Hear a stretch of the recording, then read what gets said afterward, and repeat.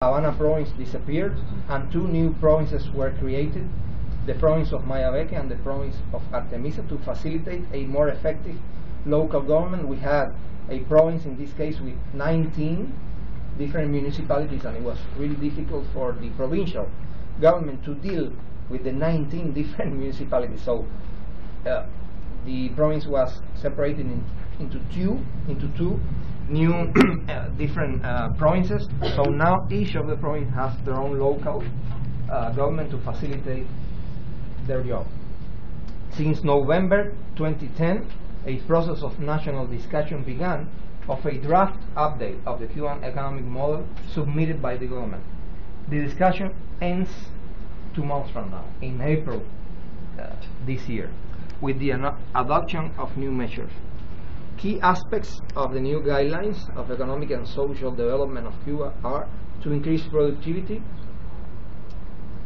and agriculture production and agribusiness, to reduce food imports and to continue the delivery of vacant land, to recover the production of sugar and its derivatives, to increase industrial output in pharmaceuticals, biotechnology, nickel, mineral and chemical industry, to reuse of or reallocate the workforce by eliminating excess labor force, mainly in the state sector of the economy. Sorry, Raul, it was just we were trying to get it going because I'm sure there is going to be lots of discussion. As Jorge ended up his lecture or his talk, as Raul Castro stated, the guarantee of our future is our socialism. And please, once again, I mentioned Sabino back there, still is copying this strategic process, this transformative process to better the socialist economy of Cuba. So the CD includes all these debates that have taken place already, some in the National Assembly of Cuba in past December. Ministry of Industry, Basic Industry, has spoken to the issues and opened up all these guidelines. Raul Castro has spoken, President of the National Assembly has spoken, Representative has spoken, and the meetings are going on. Some of those things are on that CD, makes life easy just to put it in and read it. Because it is best to learn what Cuba is all about, just like the folks from George Brown College were going down to Cuba to see for themselves what Cuba is, and they come back with it. Let us learn what Cuba does through the words of Cubans. This is the best way to go about it. Not this so-called quote-unquote lefty or progressive saying about Cuba, or Cubans are privatizing everything, they are going back to capitalism sooner or later. Better to learn it from the Cubans. So without further ado, this is the way we're going to do it. Now we're going to have, again I forgot to mention, Lauren Goshuni, attorney at law. He will be speaking to us about the case of the Cuban Five. He's going to get us through the situation of the Cuban Five, the case of the Posada Caritas that was mentioned, a convicted, self-confessed terrorist walking the streets of Miami freely. Now he's in court in El Paso, Texas, for immigration charges, not for masterminding, blowing up of planes, not masterminding, blowing up Havana hotels, where an Italian permanent resident of Montreal was blown to pieces back in 1997, where in an interview he stated that to New York Times magazine back in 1998. So please, without further ado, Lauren Goshuni, we're going to get to that. We're going to get to that, then we're going to have discussion. Please do not forget about the changes to the Cuban economy and what the Cubans are trying to do to better their economy, and with that, their cultural activities and so on and so forth. Then with Lauren, we're going to go on that. Unless we want to have the question and answer on this one, then the case of the Cuban Five later. Well, that's what I was going to suggest. Maybe if there are any questions now that people have fresh in their mind from the presentation, this would be a good time to ask. For Jorge is okay, but I am afraid people still want to digest some of those issues, taking notes and all that. How many people take notes? Come on. What do we want to do? Question. Yeah, ask the questions. All right, so we're gonna ask the question. Please. Sure. You said that you can eliminate Can't hear you. Speak up. You mentioned that you want to eliminate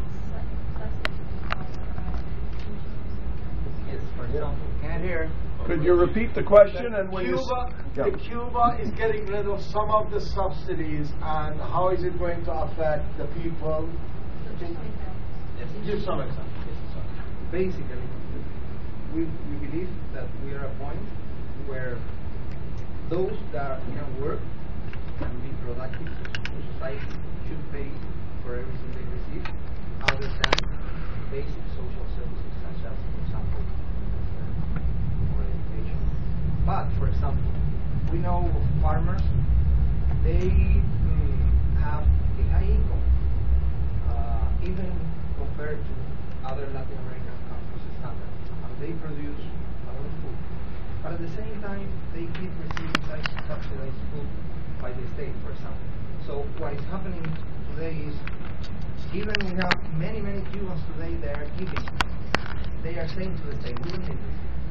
This is needed by my neighbor who is not producing food because he is ill or he doesn't have the capabilities to having this economic activity, or he is in an area of the economy that is less benefited because, of course, there are priorities like tourism, let's say. So those that live in tourism, they do better than others that live in areas that we are trying to develop as much as possible, but today they are not still there. From an economic point of view, from the point of view of the development of those sectors of the economy. So we even today have, for example, people that are saying, we are not going to buy state subsidized food because we don't need it. And we prefer it to be given to other members of the population of the society, like societies to take care of seniors or others, and they are donating it. This is an example. There are many other examples. For example, I can remember in workplaces where people receive some benefits that are not linked to their salaries. What we are saying is their salaries are going to be higher, and with that salary that reflects their job, what they do, they are going to pay for those. But if you are healthy, if you can contribute economically to society, we need to focus limited resources we have in those that need those subsidies, in those that need those help. Because other thing that happens is some people don't need what they receive at a very low cost. They use that to resell it or to do whatever. So it's a cost for the economy, and those that really need it the most have to pay these people then to get it, because they maybe don't have enough resources to buy everything they need at market prices, but they need more support from subsidies. So this is what we are doing. Giving more responsibility for those that work, for them to have a better salary that reflects better what their job is, what they do, what their economic contribution to society is, and with that to pay for services and products they need, and to focus services and products that are subsidized in those sectors, more vulnerable sectors of the society that they do.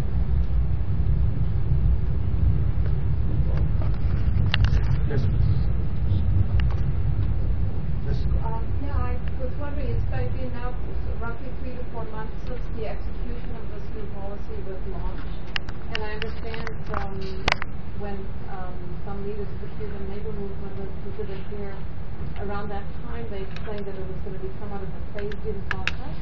So I was wondering if you're able at this point to at least quantify what has been achieved, what has been carried out, and I imagine there must be some measurement of this taking place, if you could share that with us.